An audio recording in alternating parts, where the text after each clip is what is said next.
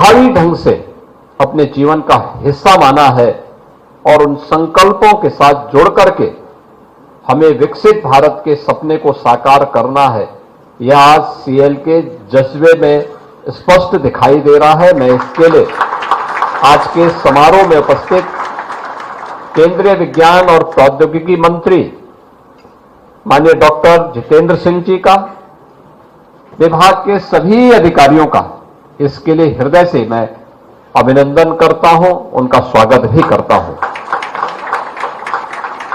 बहनों और भाइयों, सीएल अनेक क्षेत्रों में देश के अंदर कार्य कर रहा है। रेलवे के लिए भी, डिफेंस सेक्टर के लिए भी, रिन्यूएबल एनर्जी के लिए भी और अन्य अनेक क्षेत्र में सीएल अपनी प्रौद्योगिकी का लाभ, अपने इनोवेशन का लाभ देश को दे रहा है। यह सराहनीय है और अभिनंदनीय भी। उत्तर प्रदेश ने पिछले 8 वर्ष में प्रधानमंत्री मोदी जी के मार्गदर्शन में हर एक क्षेत्र में एक नई गति को अपनी प्रगति का आधार बनाया है। उत्तर प्रदेश पिछले 8 वर्ष के अंदर, यह बहुत कम देखने को मिलता होगा कि कोई राज्य 8 वर्ष में अपनी अर्थव्यवस्था को 2.5 गुना अधिक बढ़ा ले। उत्तर प्रदेश ने इस लक्ष्य को प्राप्त किया है। 2016-17 में उत्तर प्रदेश, जैसा कि हमारे मंत्री श्री सुनील शर्मा जी बता रहे थे, एक बीमारू राज्य माना जाता था। हमारे बारे में परसेप्शन बहुत खराब था और उस दौरान हम लोगों को यह लगता था कि उत्तर प्रदेश जिस पहचान के संकट से गुजर रहा है, यह स्वयं के लिए तो अपनी चुनौती थी ही, लेकिन देश के विकास का भी एक बैरियर बन गया था उत्तर प्रदेश।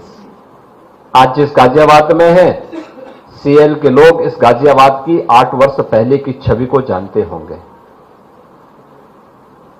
उस समय क्या दृश्य था और आज बदले हुए प्रवेश में मैं बार बार उत्तर प्रदेश वासियों से कहता हूं कि आप उत्तर प्रदेश से बाहर अब जाते होंगे। 8 वर्ष पहले जाते थे तो आपको देख करके, नाम सुन करके लोग आपसे बात करना पसंद नहीं करते थे, लेकिन आज जब आप किसी के पास जाएंगे तो उसका चेहरा आपसे बात करते हुए खिल उठेगा कि अच्छा उत्तर प्रदेश से हैं। एक परसेप्शन में जो अंतर आया है, एक टीम भाव के साथ उत्तर प्रदेश के अंदर डबल इंजन की सरकार ने जो कार्य प्रारंभ किया, आज उसका परिणाम आया है कि हम उत्तर प्रदेश के अंदर 6 करोड़ लोगों को गरीबी रेखा से उभारने में हमें मदद मिली। उत्तर प्रदेश की अर्थव्यवस्था को 2.5 गुना से अधिक बढ़ाने में हमें मदद मिली। पर कैपिटा इनकम को हमें उत्तर प्रदेश के अंदर 2.5 गुना से अधिक बढ़ाने में मदद मिली और उत्तर प्रदेश के अंदर एक बेहतरीन इंफ्रास्ट्रक्चर को, रोड इंफ्रास्ट्रक्चर का हो, रेलवे का हो, मेट्रो का हो, वाटरवे का हो, इसको देने में भी हमें सफलता प्राप्त हुई। जिस उत्तर प्रदेश में कोई पहले निवेश नहीं करना चाहता था और जो निवेश था भी वह समेट करके लोग भागना चाहते थे, आज उस उत्तर प्रदेश में पिछले 8 वर्ष में हमें 50 लाख करोड़ रुपए के निवेश के प्रस्ताव प्राप्त हुए हैं। 50 लाख निवेश के प्रस्ताव में से 15 लाख करोड़ रुपए के निवेश के प्रस्ताव को हम लोगों ने ग्राउंड ब्रेकिंग करके उनमें से अधिकतर को प्रोडक्शन के साथ भी जोड़ दिया है, जिनमें प्रोडक्शन भी प्रारंभ हो चुका है। और प्रत्येक सेक्टर की जो अलग अलग हमारी सेक्टोरियल पॉलिसीज हैं, उनके अपने पॉलिसीज के माध्यम से उन उद्यमियों को हमने जोड़ा है। सरकार समय पे पॉलिसी के अंतर्गत हम लोगों ने उन्हें निवेश मित्र के माध्यम से सिंगल विंडो की सुविधा भी प्रदान की है। इंसेंटिव भी हम उनके माध्यम से उसे उपलब्ध करवा रहे हैं। एमओयू मॉनिटरिंग का भी हमारा एक सेल है जो इन सभी चीजों की क्लोज मॉनिटरिंग करते हुए, सारी समस्याओं का समाधान करते हुए, प्रोडक्शन प्रारंभ होने पर इंसेंटिव भी उसके अकाउंट में हम लोग सीधे भेजते हैं। वहां उन्हें किसी कार्यालय के चक्कर लगाने की आवश्यकता नहीं पड़ती है। और आज इसी का परिणाम है कि नया भारत बिना रुके, बिना डिगे, बिना झुके जब अपनी यात्रा को आगे बढ़ा रहा है, तो उत्तर प्रदेश ने भी इस बात को तय किया है कि विकसित भारत के प्रधानमंत्री जी के इस अभियान का हिस्सा बनकर के उत्तर प्रदेश एक आत्मनिर्भर और विकसित उत्तर प्रदेश के माध्यम से भारत की ग्रोथ इंजन की भूमिका को निर्वहन करने में अपना योगदान देगा। याद करिए, जब कोरोना कालखंड में दुनिया पस्त थी, तब उत्तर प्रदेश के अंदर, मुझे याद है 2017 में जब मुझे मुख्यमंत्री बनाया गया, उसके 6 महीने के बाद मैं मुंबई गया था कुछ इन्वेस्टर से बातचीत करने के लिए कि आप उत्तर प्रदेश में आइए और उत्तर प्रदेश में कुछ निवेश करिए। तो एक सज्जन से मैंने बात की, मैंने कहा उत्तर प्रदेश आइए। उन्होंने कहा उत्तर प्रदेश? मैंने कहा हां। तो हंस पड़े जोर से। मैंने कहा क्यों, क्या हो गया? कहा मैं आज तक उत्तर प्रदेश नहीं गया। तो मैंने कहा आइए, इसीलिए आया हूं मैं। उन्होंने कहा लेकिन सुरक्षा का क्या होगा? मैंने कहा चिंता मत करिए। 18 में नहीं आए, 19 में नहीं आए, 20 में नहीं आए, मार्च 20 में कोरोना के लिए लॉकडाउन प्रारंभ हुआ और फर्स्ट वेव के बाद हमने जब थोड़े मार्केट खोले, थोड़ा रिलैक्स किया, तो फर्स्ट वेव के बाद समझ में आ गया कि अब लॉकडाउन की आवश्यकता नहीं और अनावश्यक रूप से हम लोगों को ये पाबंदी हटा करके हमें उसको सीमित करना पड़ेगा। हमने इंडस्ट्री को छोड़ दी, आप इंडस्ट्री खोलिए। हां, सावधानी बरतिए, वहां पे कुछ सावधानियों के साथ आपको कार्य करना है, गवर्नमेंट आपको मदद करेगी। तो मेरे पास एक दिन उस सज्जन का फोन मुंबई से आया, कहा कि मैं यूपी में कुछ निवेश करना चाहता हूं। तो मैंने कहा आप आ जाइए। उन्होंने कहा लेकिन कोरोना है, मैं कैसे आऊंगा? तो मैंने कहा आप अपनी टीम को भेज दीजिए। उन्होंने कहा मुझे लैंड चाहिए। मैंने कहा आप आइए, देखिए नोएडा, ग्रेटर नोएडा, जहां भी आपको चाहिए आपको लैंड मिल जाएगी। उन्होंने कहा कैसे होगा? मैंने कहा भी ना आप पाएंगे और न लैंड देख पाएंगे तो फिर निवेश कैसे कर पाएंगे? उन्होंने कहा हां समस्या। मैंने कहा मैं ड्रोन से सर्वे करके आपके पास भेजता हूं, आपकी टीम ग्राउंड में रहेगी, ड्रोन से सर्वे हो, अगर आपको पसंद आएगा तो आप निवेश करिए। उन्होंने कहा ठीक।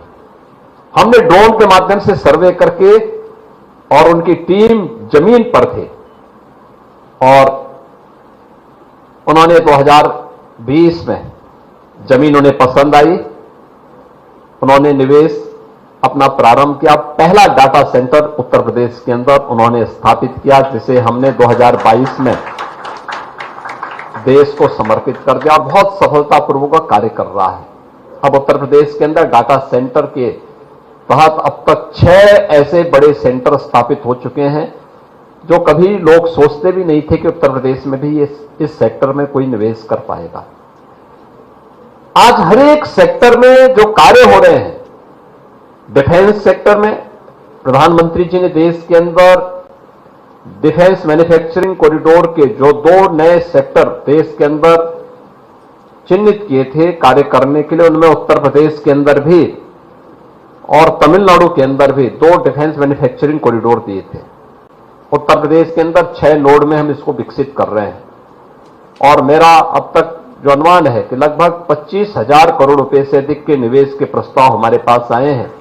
और इसमें लखनऊ का जो नोड है, मुझे बताते हुए प्रसन्नता है कि लखनऊ का नोड जिसके माध्यम से हम ब्रह्मोस मिसाइल, वहां पर उसका प्रोडक्शन भी प्रारंभ कर दिए हैं, और उसको हम लोगों ने वहां पर, मुझे बताते हुए प्रसन्नता है कि जो ब्रह्मोस मिसाइल से जुड़े हुए हमारे बहुत सारे ऐसे इक्विपमेंट होते हैं जो डिफेंस इंडस्ट्रियल कॉरिडोर के माध्यम से हम लोगों ने यहां पर कार्य किया है, उसमें बहुत सारे ऐसे चीजें हैं जो हम लोगों को सीएल जैसे संस्थानों से प्राप्त होते हैं, जिसमें खासतौर पर जो मिसाइल कार्यक्रम के रेनडाम्स हैं, उनके जो संवेदनशील रडार की सुरक्षा और उनकी स्पीड को नियंत्रित करने के लिए जो भी सिस्टम है, वह चाहे जो आपको माइक्रोवेव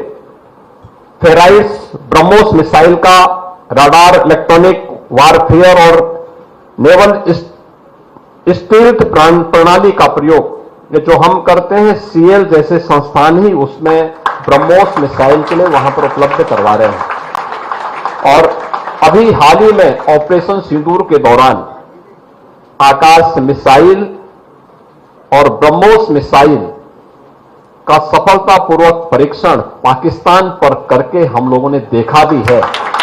मुझे लगता है ये दोनों मिसाइल, जिसके बारे में हम कह सकते हैं कि पाकिस्तान में टेस्टेड है और दुनिया के लिए ट्रस्टेड बन चुके हैं, ये हमारी उस स्ट्रेंथ को बताता है जो देश की रक्षा आवश्यकताओं की पूर्ति करने में एक बड़ी भूमिका का निर्वहन कर रहा है।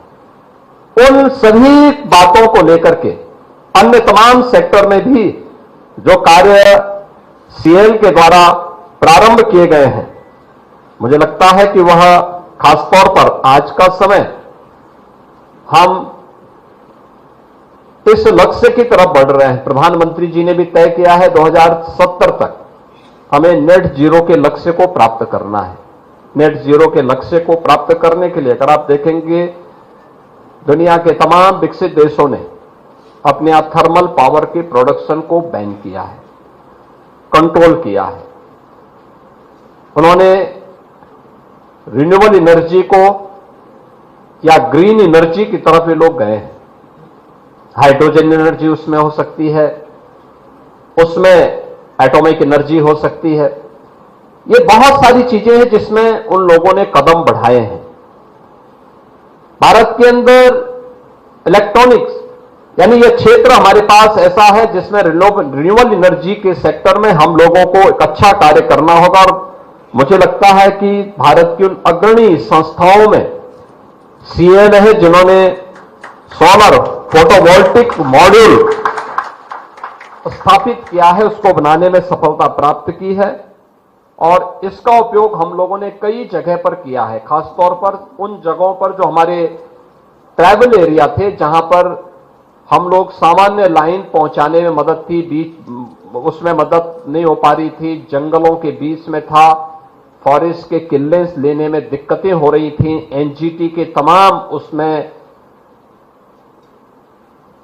पहले से ही एनजीटी के द्वारा तमाम प्रतिबंध लगाए गए थे।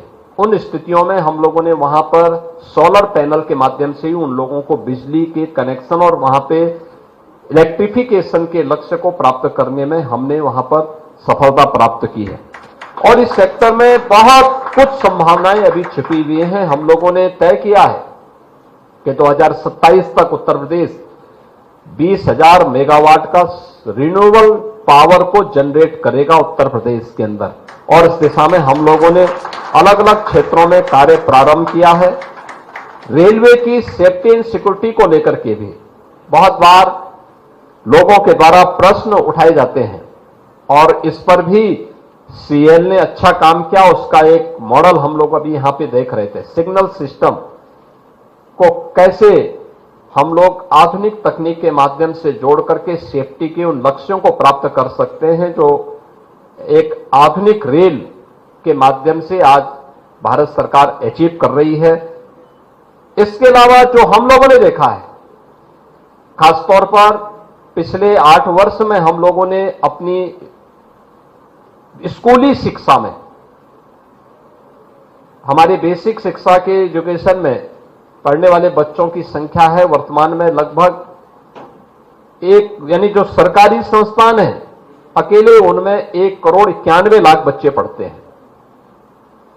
आज से 8 वर्ष पहले सभी लगभग जर्जर स्थिति में थे। हमने ऑपरेशन कायाकल्प वहां पे चलाया था और मैं धन्यवाद दूंगा सीएल को कि इन्होंने स्मार्ट क्लासरूम के साथ हमें जोड़ने में, मदद करने में बहुत सारी जगह मदद की है। आज इनके जो स्मार्ट क्लास से जुड़े हुए जो बोर्ड वहां पर हम लोगों को देखने को मिलते हैं, उसमें यानी वह अनब्रेकेबल भी है। और उसके ऑपरेशन में हम लोग जब जाते हैं किसी विद्यालय का निरीक्षण करने के लिए, मैं वहां देखता हूं, मैं अक्सर उन बच्चों से पूछता हूं कि भाई इसका ऑपरेशन कर पाओगे? बहुत आसानी के साथ वे जाकर के उसका ऑपरेशनल कर लेते हैं। ये चीजें दिखाती हैं कि डिजिटल शिक्षा के क्षेत्र में भी, यानी शिक्षा से लेकर के सुरक्षा तक, भारत को रक्षा उत्पादन के क्षेत्र में आत्मनिर्भर बनाने का हो, या भारतीय रेल को, जिसने भारत की पब्लिक ट्रांसपोर्ट की एक बेहतरीन सुविधा को आगे बढ़ाने में मदद की है, ये सभी चीजें आगे बढ़ रही हैं। इसमें सीएल एक बड़ी भूमिका के रूप में अपना दक्षता का लाभ भारत को प्रदान कर रहा है। एक अभिनंदनीय प्रयास है। मुझे प्रसन्नता है कि आज यहां पे हम लोग एक नए डाटा सेंटर का, जो ग्रीनफील्ड डाटा सेंटर होगा, उसकी आधारशिला भी यहां पर आज हम लोगों ने माननीय मंत्री जी के साथ, माननीय डॉक्टर जितेंद्र सिंह जी के साथ में और सीएल के साथ में यहां पर आज यहां पर स्थापित की गई है। मैं मानता हूं कि ये सभी जो प्रयास प्रारंभ हो रहे हैं, यह एक नई दिशा में प्रधानमंत्री जी के विजन को, विकसित भारत के और आत्मनिर्भर भारत के संकल्पों को पूरा करने में एक निर्णायक भूमिका का निर्वहन करेगा। एक डिसइन्वेस्टमेंट कंपनी से मिनी रत्न कंपनी की ओर आपका बढ़ना, अब आपकी 50 वर्ष की आयु में, ये नहीं, ये दिखाता है कि आपका बचपन तो अच्छा था लेकिन आपकी जवानी थोड़ा गलत दिशा की तरफ चली गई थी, लेकिन अब आपका जो अमृत काल प्रारंभ हुआ है, ये दिखाता है कि आपने तय कर लिया है कि अब इसका उपयोग वानप्रस्थ के रूप में देश के प्रति पूरी समर्पण भाव के साथ कार्य करने के लिए हम करेंगे। और ये 25 वर्ष का आपका कालखंड सचमुच आत्मनिर्भर और विकसित भारत के संकल्पों को पूरा करने में निर्णायक भूमिका का निर्वहन करेगा। मैं सीएल को इस बात के लिए आह्वान करूंगा कि अभी मेरी यहां पर माननीय मंत्री जी से भी चर्चा हो रही थी, और ये आज हमारी आवश्यकता है। प्रधानमंत्री जी भी बार बार इस बात को कहते हैं कि इंस्टीट्यूशन को इंडस्ट्री के साथ जुड़ने की आवश्यकता है। उत्तर प्रदेश इस दिशा में बड़ा सौभाग्यशाली है कि हमारे पास शिक्षा के अच्छे अच्छे केंद्र हैं, विश्वविद्यालय हैं, आईआईटी, दो आईआईटी भी हैं, आईएम लखनऊ में भी है। लखनऊ में 4 सेंट्रल लेबोरेटरीज स्थित हैं, बेहतरीन कार्य कर रही हैं। हम लोगों ने कोविड प्रबंधन के दौरान भी उनका उपयोग किया था। उनके साइंटिस्ट के साथ में लगातार संवाद बनाता था, उनको मैं आमंत्रित करता था, और मैं विश्वास करूंगा कि हम लोग मिल करके उत्तर प्रदेश के अंदर इनोवेशन को, R&D के प्रोग्राम को उत्तर प्रदेश के विश्वविद्यालयों और उत्तर प्रदेश की अन्य अकादमिक संस्थाओं के माध्यम से आगे बढ़ाने, एक नई स्टार्टअप की संस्कृति को, जिसको प्रधानमंत्री मोदी जी ने पीएम स्टार्टअप के माध्यम से आगे बढ़ाने के लिए देशवासियों के सामने एक लक्ष्य रखा है, उसको आगे बढ़ाने के लिए हम सब मिलकर के कार्य कर पाएंगे। इस विश्वास के साथ मैं एक बार फिर से केंद्रीय मंत्री माननीय डॉक्टर जितेंद्र सिंह जी का हृदय से स्वागत करता हूं, उनका अभिनंदन करता हूं। सीएल को इन 50 वर्ष की शानदार यात्रा के उपरांत अब अपने आप को साबित करने के जो अवसर थे, अब उससे आगे बढ़कर के आपने जो एक निश्चिंतता की दिशा में आगे का कदम बढ़ाया है और ये संकल्प तय किया कि 25 वर्ष का एक कालखंड हम भारत के कालखंड में बदलने का कार्य करेंगे। इसके लिए अपनी शुभकामनाएं देता हूं और विश्वास व्यक्त करता हूं कि आपकी शानदार यात्रा जो पिछले 8-10 वर्ष के अंदर देखने को मिली है, यह आगे बढ़नी चाहिए। मैं आपको इस बात के लिए भी आमंत्रित करूंगा कि अपने रिसर्च एंड डेवलपमेंट से जुड़े हुए और इनोवेशन से जुड़े हुए कुछ कार्यक्रमों को उत्तर प्रदेश की अकादमिक संस्थाओं के साथ भी आपका कुछ एमओयू होने चाहिए, जिसको हम आगे बढ़ाने में मदद कर सके। और राज्य सरकार इस दिशा में जहां पर भी आवश्यक हो सके, राज्य सरकार इसमें भरपूर सहयोग सीएल को उपलब्ध कराएगा, सीएल का सहयोग भी लेगा, जिससे प्रधानमंत्री मोदी जी के संकल्पों को हम आगे बढ़ाने में मदद कर सकेंगे। आप सबको मेरी हृदय से बधाई और मंगल में शुभकामनाएं। धन्यवाद। जय हिंद।